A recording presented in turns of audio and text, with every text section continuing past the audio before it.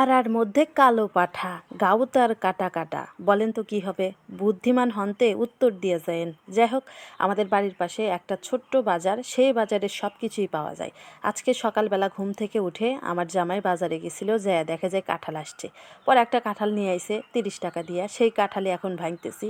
যেরকম কাঁঠালের দাম সেরকমই তার রোয়া। দেখেন কাঁঠালের রোয়াগুলো একদমই ছোট ছোট। এই যে দেখেন এখানে একটা ছোট্ট রোয়া আছে।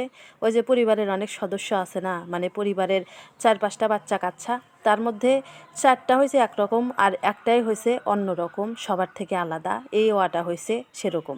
যাই হোক, এই যে কাঁঠালটা ভাঙতেছি, অনেক ওয়া দেখতেছি কিন্তু একদমই ছোট ছোট। যারা কাঁঠাল প্রেমী, কিছু কিছু মানুষ আছে যারা কিন্তু কাঁঠাল খেতে অনেক পছন্দ করে, তাদের কাছে কিন্তু এই একটা কাঁঠাল কিছুই না। আবার আমার মতো যারা আছে কাঁঠাল বেশি খাইতে চায় না, তাদের কাছে কিন্তু এই একটা কাঁঠাল 7 দিনেও ফুরাবে না।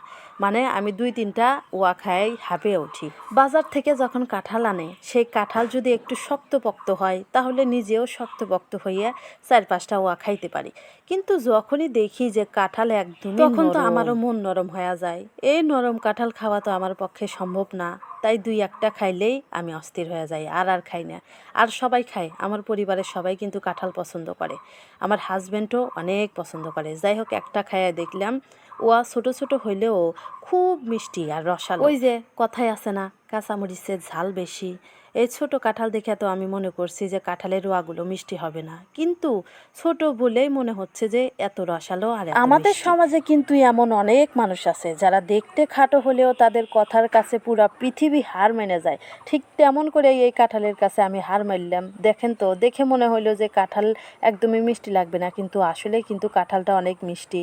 কিন্তু একটা সমস্যা হইলো, আর সেটা হচ্ছে 30 টাকার মধ্যে 10 টাকা লস হইলো আর 20 টাকা সঞ্চয় থাকলো। মানে বুঝছেন, কাঁঠালের এক সাইডে একটু পচা বের হয়েছে। 10 টাকার কাঁঠাল পচা বের হয়েছে আর 20 টাকার কাঁঠাল ভালো আছে, তার মানে 10 টাকা লস আর 20 টাকা সঞ্চয় থাকলো পেটের ভিতরে।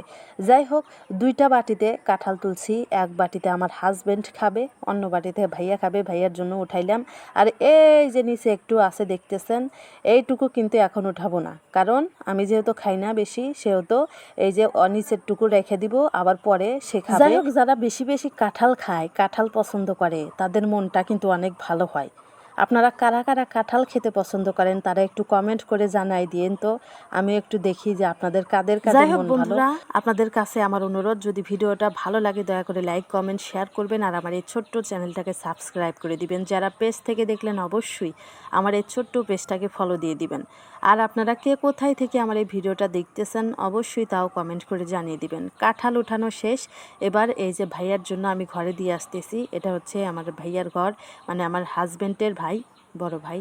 আর এই যে আমার হাজব্যান্ডের জন্য এই যে নিচে উঠায় রাখছি, এটা এখন আমি ঘরে নিয়ে যাই রেখে একটু পরে আমার হাজব্যান্ড কাঁঠাল খাবে। কাঁঠাল কিন্তু এমন জিনিস, একবেলা তুললে কিন্তু অন্যবেলা খাওয়া যায় না, নষ্ট হয়ে যায়, সেই জন্য খাওয়ার একটু আগে উঠাইলাম। যাই হোক, এই যে দেখেন এটা কি হলো, মধ্যের এই অংশটা কেটে ফেলতে চাইছিলাম, তা হাত দিয়ে উঠে গেল। যাই হোক, ভালোই হলো, কাজটা অনেক একটু এগিয়ে গেল। যাই হোক বন্ধুরা, সবাই ভালো থাকবেন, সবার সঙ্গে পরবর্তী ভিডিওতে আবারও দেখা হবে। সবাই ছোট্ট চ্যানেলটাকে সাবস্ক্রাইব করে দিবেন, যারা পেজ থেকে দেখলেন অবশ্যই পেজটাকে ফলো দিবেন।